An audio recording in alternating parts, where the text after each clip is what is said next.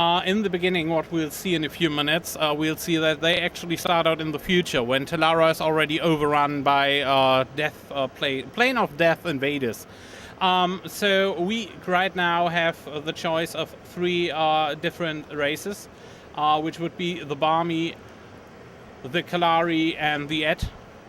And I'm actually usually playing Et because I love playing mages, so let's start out with the Net. So we can choose between 4 classes. 4 classes may seem a bit few for most people who have played others, but we have up to 9 souls for every class, which means you can completely customize each one and have up to 5 different roles you can currently choose from while raiding or gaming or whatever you want to do. So I'll choose a mage. And I'd say we just go with random because I can literally spend hours doing this. I'm exactly the same. It's like any kind of RPG, give me a character creation screen, that's it. First hour of the game is gone. Just doing that, and it's like, okay, I should probably play it now. Okay, so you can actually choose a name. Choose a name. Oh, let's choose a name. I think we should have Alan. No, I think we need to have Indra. Indra? Yeah, Indra. Indra. Yeah, she'll be happy for that. Try it. Should be. Oh, Indra's already existed. All right, let's have Alan. I'm sure there won't be an Alan.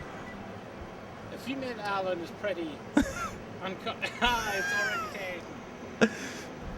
Okay, let's go with. Let's StickTwiddlers. Yeah, let's have StickTwiddlers. How the hell did you write that? Okay, hold on.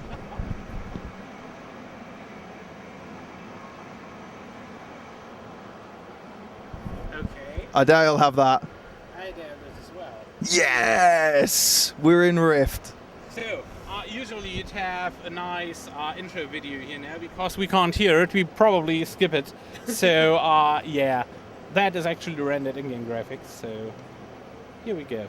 Okay, so you start out in one of the incubator tanks. Unlike the Guardians, which get resurrected by the gods, by the Vigil, we start in tanks, basically incubated, and get our first quest right here.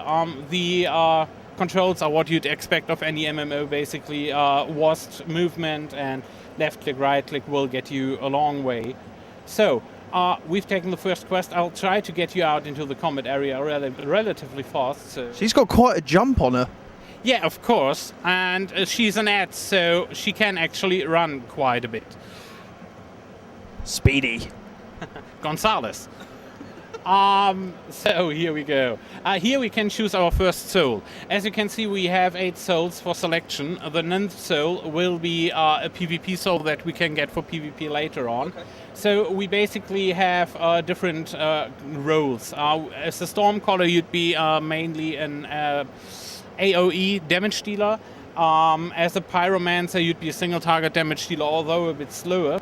I love to play, where is it actually? Chloromancer is my preferred class, because you can hit enemies and at the same time heal your whole party, which is something every mage always wanted to do. Except for maybe bombing the own party instead. Definitely. So to get started, we probably take, let's say, Stormcaller. That should be the easiest to go. It's the normal quest stuff. I can choose between a lesser healing potion, lesser mana potion. Of course, I'm a mage, so it will be the mana potion. So is that our first quest completed? Right there? It's actually the first quest completed, right? Sense of accomplishment. We're kicking ass already. So you actually see we already have posts. So this account actually seems to be in for some specials. I have no idea what it may be, because that should be a show-only account. Unfortunately, I won't be able to show you. But, well, so as you actually... Most people miss this. Here is a book lying around. You can, in the game, collect books and actually read them in-game. That is quite interesting for people who like role-playing, who like lore and story. Most people miss this, which is sad, actually. So I'm completely opposite. I'm a complete hoarder. I will walk around every room. I'll be like, what can I pick up? Can I flick through this? And I will. So I will definitely. Tell me about it. You can actually select. No, you can collect, that's the word, artifacts in the game, and that's quite a bit hardcore because there are over 300 sets in the game, and each set has between, a few have only 1, 2, 3 set pieces, most have 5 to 8. So that's about 1,200 pieces you can collect, and I've got over 300 sets on my private account. And how long did that take you? That actually took quite a while, about 2 or 3 months of constant farming. So Whoa! you get some cool stuff for it, though. So what's going on right now then? This is Dacia Ulton. She is basically giving us the job to make our way to a time portal, to get back in the in history and basically undo all of this. We are here in a world that has already been taken over, so we have to fight our way through it, level up. The first few levels will be explained through quests, and then get going to the past. Pretty exciting stuff. So what's going on here now? There just seems to be people beating a lot of other people up. Are these just NPCs that are here right now? The Talaran hosts and the citizens are NPCs. Yeah, we are playing on a less populated chart to probably show off the game, of course. Usually you'd end up here with 5 or 6 other people. This is an instance, so you can actually play through the scenario with others. So, do you find a lot of people party up for games like Rift, or do they just mainly go it alone? Definitely. In the beginning, usually they don't, because they don't grasp the controls well enough yet to actually do something like that. But as soon as they're through the tutorial, they will see their first rift sooner or later. Rifts open up, and as soon as you enter, you get a small message on screen that lets you join a public group. So as soon as you join the public group, you are grouped with others, you are sharing experience, and you can together fight your enemies. So it's basically pretty easy to do that as soon as you're through the tutorial. Yeah. Excellent. So can we deal some damage to some of these husks? Let's see what StickTwiddlers the mage can do. Okay, so we start with 2 basic attacks, of course. Actually, here we go.